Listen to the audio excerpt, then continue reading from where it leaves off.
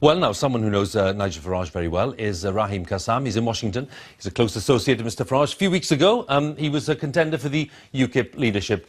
Raheem, thanks for joining us. And I'm just wondering, did you think the president-elect was being serious when he kind of raised this idea?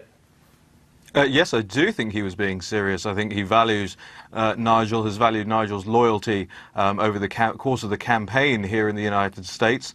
Of course, Nigel was with him in Jackson and Mississippi. And I think he would like to see a strong UK-US relationship. I think the Anglosphere is where President-elect Trump sees the future of the world. And I think it's very unfortunate that the British government doesn't see that.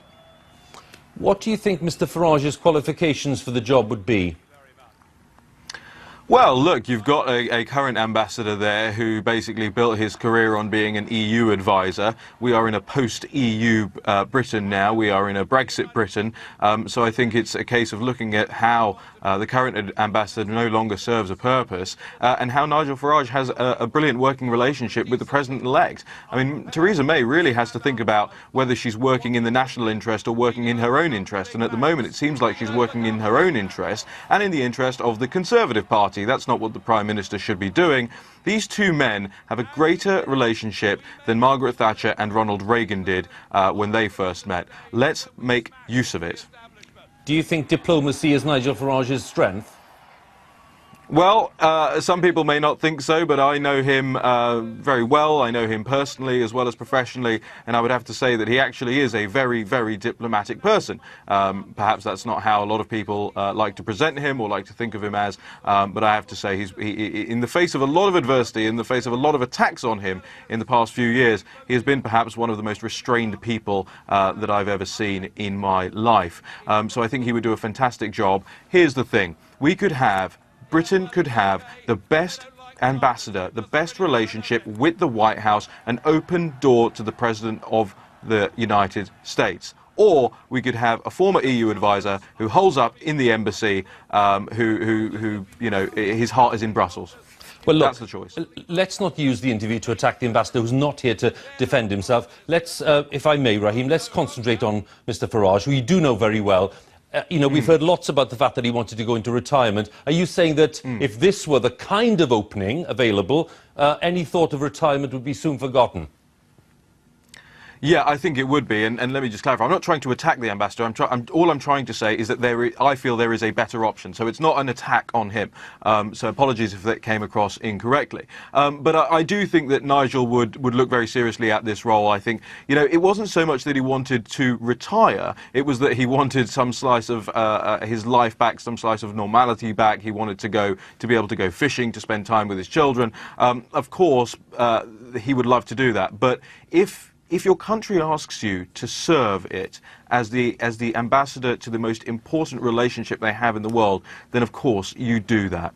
I'm bound to say, Raheem, there'll be people watching wondering, you know, what the sovereignty argument here is, because, you know, you spent your time in the Brexit campaign, forcefully campaigning on this issue. What business is it of the President-elect who is appointed British ambassador to Washington? It's nothing to do with him, surely. Well, actually, people are quick to forget that the diplomatic appointments into countries have to be accepted. The credentials have to be accepted by the government. And so if Britain sends an ambassador to the United States, he has to be accepted as the ambassador. We've done the same thing. We've rejected ambassadors as the United Kingdom from different countries in the past. So they do have a role to play in this. And as we know, it's perhaps not tweeting about it that is the norm. But Donald Trump hasn't done things the normal way. And so I think we just need to get used to this world now. Yeah, it's not rejecting the nomination, is it? It's actually suggesting a name in the first place, and that is a completely different thing.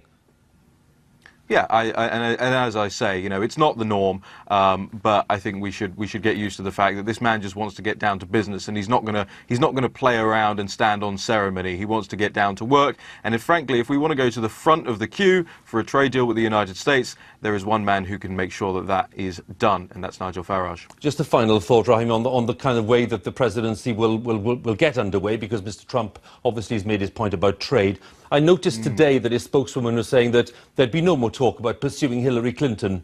over the Yes. email thing, and no mention last night in that video message you gave out of building a wall on the Mexican border. Do you and others of like mind, are you concerned that he's going to abandon some of the more eye-catching promises he made during the election campaign? No, I don't think so. I think people are pretty sure that border wall is going to be built. Whether it takes the role of a big concrete building or whether it takes the role of a barbed wire fence or whatever it is, I think people are pretty confident that it is going to be built. Let's be very clear about this. For those that don't know, there are already masses of that border that are already fenced and walled off. So it's not the gargantuan task that a lot of people make it out to be. And trade, he's already said TPP is out the door on day one, and I think that is a promise that he's going to keep and keep for the American worker. And it's a very good promise, by the way. People need to pay attention to this. For the left, the political left, don't like these big corporate trade deals like TPP, like TTIP. And so he actually may have been the person who comes along and brings the right and the left together on issues like this. So I don't think anybody's concerned about him not delivering. I think it's the transition team looks to be completely on course, and I think we just need to wait and see now what happens on day 1 to day 100. And in your view, he's right not to pursue Hillary Clinton? Look, I don't think he should spend his time when he wants to fix the country dealing with an old political adversary. I think that is over. The public knows what happened there. Everybody knows what happened, and she was apologetic about it. I think if you're gonna mend the wounds that have been opened by this campaign here, you don't do it by further attacking somebody who you've already defeated. So I think it's probably the right thing to do. Okay, Raheem Kassam, thanks for joining us from Washington. Thank you.